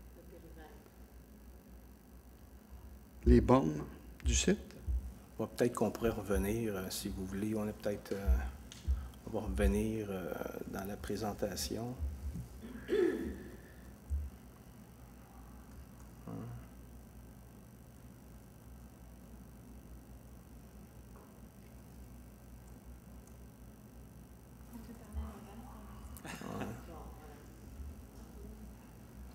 C'est vrai que j'avoue qu'on aurait dû indiquer le quadrilatère. Je vais essayer de vous l'indiquer en pointant, mais effectivement, on aurait dû indiquer le quadrilatère. Peut-être qu'on peut enlever les ronds là, concentriques si on recule encore un peu. OK. En fait, ça ici, c'est la ligne de séparation entre Saint-Bruno et Longueuil. Donc ça n'est une limite, OK, cette ligne-là de séparation ici. Il y a une autre ligne qui est de ce côté-ci, de la route virtuelle, là, parce que vous comprenez qu'elle n'existe pas, cette route-là encore. Là. Ça fait la deuxième séparation.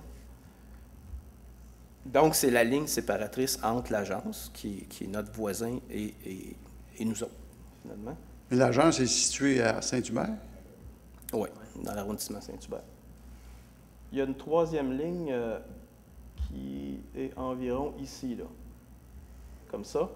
Et finalement, le site se termine environ ici. Vous aviez bien raison. J'aurais dû, je me répète, là, j'aurais dû indiquer. Je pense qu'on l'a déposé sur Internet, ça.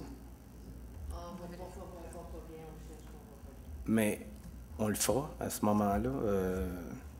Je ne sais pas de quelle façon on pourra vous fournir cette information-là. On pourra l'ajouter à la présentation et puis lorsqu'elle sera disponible. Bonsoir, mon nom est Micheline. Je fais partie de le groupe Mouvement Ciel, Ciel et Terre, qui est la protection des environnements. Moi, je me demande, au point de vue des infrastructures, les émanations de gaz, tout ça, c'est chauffé, puis tout ça. Est-ce qu'il peut y avoir des senteurs, comme on voit les raffineries de l'Est, à un moment donné, selon où brûle, où les vents tournent, on a des senteurs qui sont vraiment désagréables. 500 mètres autour, c'est pas grand comme périphétie. Est-ce qu'il peut y avoir des émanations de gaz, même s'ils ne sont pas dangereuses, qui sont désagréables pour les citoyens autour? C'est pas une raffinerie. Pardon? Ce n'est pas une raffinerie. Toute l'air qui sera évacué toute l'air qui sera en fait évacué de l'usine va être traité. Il n'y a pas de gaz comme tel qui va... Pardon. Si au niveau des installations, finalement, de traitement de l'air, en fait, il ne peut pas avoir une odeur telle qu'une raffinerie. Parce que la raffinerie, en fait, c'est le biogaz, c'est justement du méthane qui s'échappe. Il y a différents composés organiques volatiles qui s'échappent, qui ne sont pas les mêmes, en fait, que ce qui peuvent sortir d'une installation de biométhanisation. Maintenant, quand il va en présenter l'équipement, l'ensemble de l'air qui est utilisé, qui est repris, va être traité. Et là, il y a différentes façons de traiter cet air-là, soit en fait des différentes technologies qui peuvent traiter l'air, des biofiltres qu'on appelle. Fait que c'est encore un procédé en fait biologique qui vient dégrader les molécules organiques qui peuvent avoir des odeurs. Mais généralement, ce qui ressort de ça, il y a même des installations qui vont essayer de juste s'assurer que l'air soit diffusé un peu plus loin, mais en fait, c'est du CO2 qui va ressortir de la vapeur d'eau. Donc, en fait, quand on peut être à côté d'installations de traitement, j'en ai visité plusieurs, puis il n'y a rien au niveau des odeurs qui sort à l'extérieur. Par contre, c'est sûr qu'à l'intérieur, là, c'est là où il faut travailler et s'assurer que l'air soit bien traité. Et puis, c'est mon expérience, en fait, personnelle de différentes visites d'installation. Les technologies sont là, ils sont appliqués ailleurs, ça fonctionne. Tout à fait. Il n'y a pas eu de problème. Maintenant, c'est drôle, moi je pense à tout ça, mais je me dis, si c'est important de faire du compostage, pourquoi est-ce qu'on n'encourage pas les gens chez eux, dans leur milieu, tout à fait, ceux qui ont des maisons, mais même dans les buildings appartements, je ne vois pas la madame qui reste au 7e étage aller vider son assiette dans un gros bac, mais en même temps, c'est sûr, les camions et tout ça, mais c'est gros, là, c'est vraiment gigantesque. C'est sûr que ça peut faire de l'économie pour tout ce qui se passe. Les sites d'enfouissement, c'est vraiment pas la solution non plus. Et puis, est-ce que tout est brûlé, tout est recyclable? Les matières qui brûlent, elles sont toutes recyclables ensuite pour faire le compostage à 100%? Tout ce qui est brûlé? En fait, il n'y a pas de brûlage qui est impliqué. C'est vraiment de la décomposition biologique. Okay. Fait que c'est vraiment là, les micro-organismes, les actinomycètes, tous des petits micro-organismes qui vont prendre cette matière-là. Et oui, ce qui est généré d'une maison, ce qu'on sort comme reste de table, tout ça, c'est tout à fait biodégradable. Donc, on peut traiter tout ça. Mais il y a certains résidus, peut-être, comme par exemple des couches, où là, il y a une partie de la fibre, mais il y a beaucoup de plastique. Donc, le plastique, on sait, lui, ne sera pas biodégradable, mais la fibre, elle, pourrait, dépendamment de certaines technologies là, qui vont être approchées, pourrait avoir une part de ça qui pourrait se biodégrader. Mais vous avez raison, il y a certains résidus qui vont peut-être être un petit peu plus difficiles, dont les couches. Mais quand on regarde la composition, c'est sûr qu'au niveau, comparativement aux résidus alimentaires, puis les résidus verts, c'est considérable. Les couches, il y a beaucoup de couches biodégradables maintenant. Il y en a beaucoup, des compagnies qui font des couches biodégradables. Mais en tout cas, c'est un beau projet. C'est encore une autre option, bien sûr. Puis, en tout cas, j'espère que ça va suivre son cours, puis on va se questionner encore un petit bout de temps. Merci. Oui, merci. Je voulais ajouter, par rapport à votre question sur les odeurs, on a un bel exemple, et peut-être pas beaucoup de personnes connaissent, mais justement, on ne le connaît pas parce que ça marche très bien. C'est notre station de traitement des eaux usées qui ne sent pas du tout. Il n'y a aucune odeur. Peut-être à l'intérieur, oui, dans les parties là, où on a les bouts, mais il n'y a aucune odeur à l'extérieur. À côté, il y a un parc. C'est vraiment... c'est un exemple à suivre. Allez-y, monsieur. Jacques Lacoste. Si on veut venir, on a parlé dans le haut de la pyramide, l'élimination à la source. Comment est-ce qu'il y a de choses? On va magasiner, puis s'il y a un Européen qui vient ici, c'est une chose qui est surprenante à voir. Un tube de pâte à dents dans un étui en carton, un tournevis avec un carton en arrière, recouvert avec un plastique. On va faire nos emplettes, puis comment est-ce qu'on fait un paquet dans un petit paquet, dans un autre paquet? Quand on a fini, on a un plein sac. Toutes des choses qui pourraient être à la source, être, je ne sais pas, sensibiliser les manufacturiers de faire moins d'emballage. Et puis, aussi, je voulais parler pour les biogaz. Un très bon débouché, ça serait la flotte des bennes à ordures converties au biogaz, comme il se fait dans beaucoup de villes. D'ailleurs, ils vont toujours rester dans l'agglomération. Bien, ça serait un bon débouché si ça finit par avoir du biogaz. Merci. Merci, M. Lacoste. Est-ce qu'il y a d'autres questions ou commentaires? Oui, madame? Oui, Nicole Morin. Alors, moi, j'entends tout ça. Je trouve ça intéressant. C'est la biométhanisation. C'est un très, très gros projet avec des tonnes de matière. Mais ce qui m'intéresse, c'est comment sensibiliser les gens. Et puis, en même temps, c'est bien beau que le gouvernement fasse un projet des objectifs, fixe des objectifs de ne plus enfouir rien. Mais ce que j'ai entendu dans la présentation, c'est qu'il va quand même y avoir toutes les autres matières qui vont continuer d'aller à Terrebonne. Alors, ça va être les plastiques, ça va être la vitre, ça va être le métal, ça va être l'aluminium. Et alors, il y en a énormément. Ça rentre pas dans la biométhanisation, ça. Et ça, je me pose la question. Si l'objectif est de ne plus enfouir, qu'est-ce qu'on fait? En fait, pour ce qui va à Terrebonne, c'est les résidus, donc les matières recyclables. À Terrebonne, c'est un centre de tri des matières recyclables où on trie manuellement donc les matières par type et ensuite on les met en ballot et on les vend pour utiliser par la suite dans la production d'autres matières. Donc, on sépare les plastiques, le verre, le métal et le papier carton. Alors, donc ça, c'est vraiment le procédé et la bonne voie pour les matières. Donc, il n'y a pas d'inquiétude. Puis, le procédé de biométhanisation n'est pas vraiment adéquat pour ça. Par contre, il y avait des flèches grises qu'on avait. Oui, il restait encore des déchets qu'on appelle ultimes.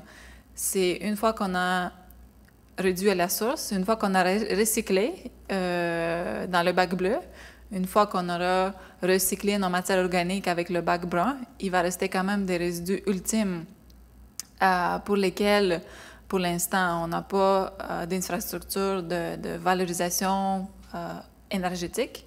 Donc, pour les prochaines années, oui, ça va aller à l'enfouissement, mais les recherches continuent et même dans notre plan directeur, on parlait de possibilités de voir des procédés de valorisation énergétique, mais c'est vraiment à long terme. Donc, voilà, mais c'est vraiment, c'est tout à fait logique, c'est tout à fait normal. Il va y avoir, une fois qu'on aura travaillé sur la partie organique, on va s'attarder à tout ce qui reste dans le bac à déchets et on va trouver une solution, ça c'est certain. Merci, Mme Morin. Préciser que le bannissement qui est prévu dans la politique québécoise de dévier toute la matière organique. Donc, tout ce qui est résidus alimentaires, résidus de table, donc les feuilles, tout ça, ça, c'est les matières qui sont visées par le bannissement. Maintenant, comme Véronique mentionne, il y a toujours des résidus, des déchets ultimes. Quand on a un appareil qui brise, qu'on n'arrive pas à réparer ou il y a toujours quelque chose qui fait qu'on n'arrive pas à soit le mettre dans le bac bleu, dans le bac brun, et qui va ultimement s'en aller au bac noir ou je ne sais pas, je pense qu'il y a le bac, quelle couleur il est pour les déchets à Longueuil, oui, noir. Donc c'est ça. Et ça, il faut travailler justement sur les innovations technologiques pour cette dernière part, finalement, de résidus. Mais le bannissement, ça s'applique au niveau des matières organiques pour 2020. Puis, dernière précision aussi, nous avons un réseau d'écocentres sur le territoire de l'agglomération qui permet de détourner une partie des matières, en fait, qui ne peuvent pas être collectées à la porte, des encombrants, des grosses télévisions ou des résidus domestiques dangereux. Donc, ça, on enlève quand même beaucoup, soit avec le réseau d'apport volontaire ou avec les collectes spéciales ou les collectes municipales. La partie qui reste, il ne va pas en rester beaucoup, là, finalement. Est-ce qu'il y a d'autres questions? Oh, M. Aubin. Il vous en restait quelques-unes. Non, une. Pour faire la biométhanisation à partir de résidus verts, est-ce qu'il existe un procédé seulement ou s'il y a différents procédés? Est-ce qu'il y en a un qui est privilégié? Vous parliez des micro-organismes qui sont utilisés. Est-ce qu'il y en a d'autres aussi? Vous parlez de différents procédés de biométhanisation ou si vous parlez d'autres procédés que la méthane? Pour faire du biométhane? Il y a différents procédés de... Il n'y a pas d'autres procédés que la biométhanisation pour faire du biométhane, mais la biométhanisation, c'est un terme générique. Là. Il y a plusieurs procédés de biométhanisation. Puis ça, les choix ne sont pas arrêtés à ce moment-ci. Mais oui, sans rentrer dans les détails, là, il y a évidemment plusieurs fabricants qui se vantent tous d'avoir la meilleure technologie. Il y a plusieurs technologies disponibles. Puis on parle d'une dizaine au moins là, de technologies disponibles. OK, vous en avez déjà choisi un parmi ces 10-là? Non, on n'a pas fait de choix encore. Ça va venir dans les prochains mois, mais pour répondre à votre question, là, pour produire du méthane, il y a différentes technologies disponibles de biométhanisation. Okay, par voie biologique. Vous ne savez pas encore lequel qui va être privilégié parmi les 10? Non, on n'a pas encore débuté les travaux d'ingénierie, donc c'est trop tôt pour se prononcer là-dessus. Merci, M. Aubin. Peut-être une dernière question, une ou deux? Oui, bonsoir. Dominique Pouliot, J. Longueuil. Dans votre exposé, vous avez parlé à un moment donné qu'il fallait qu'il n'y ait pas de perchoir à oiseaux, pas d'étang, pour pas que les oiseaux soient attirés par les odeurs, si j'ai bien compris. Alors, je me demande, c'est quoi le rapport en disant qu'il n'y aura pas d'odeur à l'extérieur, mais il fallait éloigner les oiseaux pour pas qu'ils soient attirés par les odeurs? C'est juste ça que j'ai pas compris. Est-ce que ma question est claire? C'est parce que je pensais, là, tu sais, comme, je sais pas, moi, dans les mines, là, les oiseaux nous avertissaient, poum, quand il y avait un gaz, là. Non, mais je me demandais, j'ai dit, les oiseaux et nous, tu sais, c'est quoi le rapport, là? Oui. Bien, je voulais savoir, est-ce que vous pouvez me répondre à cette question? Bien, oui, on peut répondre. Merci. Les odeurs sont dispersées, et diminuent plus on s'éloigne du site. Est-ce qu'il va y avoir... D'abord, je pense que les oiseaux ont le nez très fin, mais l'autre bord du mur, c'est possible qu'il y ait un peu d'odeur. 500 mètres plus loin, il n'y en aura sûrement plus. Donc, en fait, c'est des mesures... ça, c'était la fiche là, qui parlait de mesures préventives. Et vous avez dit 500 mètres, j'ai écrit minimal. Et quand vous nous montriez la 116, vous disiez on a le 500 mètres, minimal. C'est sûr que ça, à 116, tu peux fermer ta fenêtre, là. Tu sais, là. Sur la 116, tu peux fermer ta vitre d'auto, là. Puis dépendant des vents. Alors, c'est ça, je voudrais... Est-ce qu'il va y en avoir ou il n'y en aura pas d'odeur? Oui, il peut y en avoir près, mais vous pensez qu'à 500 mètres, il n'y en aura plus. Puis on avait dit à combien de mètres pour les oiseaux et les étangs bouchés? Oui, là, on parle de pas beaucoup de mètres. Hein, les perchoirs, là, c'est très près de l'usine. OK. Ou sur l'usine. OK, il n'y a pas grandes usines qui mettent des perchoirs pour les oiseaux, là. Ils ne sont pas écologiques comme ça, quand même, là. Des mesures de précaution. Oui, c'est ça. Donc, c'est vraiment des mesures de précaution. Donc, ce serait pour être un témoin. Les oiseaux seraient comme un témoin. S'il y en a, il n'y en a pas, pour pas que les oiseaux soient attirés par les odeurs. Vous n'avez pas pris la peine de le dire pour rien. C'est pas juste pour la fantaisie, là, parler des oiseaux, là. C'est un des éléments comment dire, d'un checklist des éléments à considérer quand on fait un grand projet pour s'assurer que rien ne nous échappe et ça fait partie de la liste. Donc, on l'a bien pris en compte, mais c'est pas une inquiétude majeure non, je comprends. Moi, pas un c'était gros pour enjeu. faire le parallèle entre la possibilité qu'il n'y en ait pas d'odeur du tout et de mettre les oiseaux, de tenir les oiseaux à distance X pour pas qu'ils soient attirés par les odeurs. Donc, à un moment donné, il n'y avait pas d'odeur, mais les oiseaux ayant le nez sensible pourraient être attirés par les odeurs. C'était ça ma question. Il y en avait ou il n'y en avait pas. C'est une question de distance. Et aussi d'exigences, si je peux me permettre, qui sont en fait identifiées dans des lignes directrices établies par le ministère du Développement durable et Environnement. Oui. Comme Véronique a dit, un checklist. Bien, en fait, c'est un ensemble d'éléments et des exigences qu'on a établies dans un document qu'on appelle les lignes directrices pour l'encadrement des lieux de biométhanisation. Il y en a aussi pour le compostage, où on fixe des distances limites. On fait plus que ça. On exige finalement aux promoteurs, aux municipalités qui veulent implanter des installations de traitement de répondre à des exigences d'unité odeur, qu'on appelle différentes unités, seuil de perception. Est-ce que j'arrive à ça sent quelque chose, mais je ne sais pas ce que c'est, OK. ou jusqu'à un certain seuil. Et on les fixe à la limite, finalement, quand ils font des études de dispersion. Oui. Ils vont faire des modèles. Et on a des seuils bien sévères à respecter. Et les éléments mentionnés pour le contrôle de la faune, pour le bruit, pour la poussière, pour les odeurs, ce sont tous des éléments bien définis dans les lignes directrices et ils doivent d'y conformer. Donc, même s'il n'y avait pas de nuisance potentielle ou même si on établissait que le risque est moindre ou nul, ce sont des exigences pour s'assurer que l'ensemble des projets respectent les mêmes exigences et que ça soit bien contrôlé. OK. Donc, tantôt, on avait comme une buée, ça sortait en buée, puis il n'y avait rien. Mais là, c'est quand même un paramètre de plus sur votre checklist pour vérifier. En buée, non, tantôt, quelqu'un disait que ça va sortir comme, tu sais, à la fin, qu'est-ce qui va rester, là?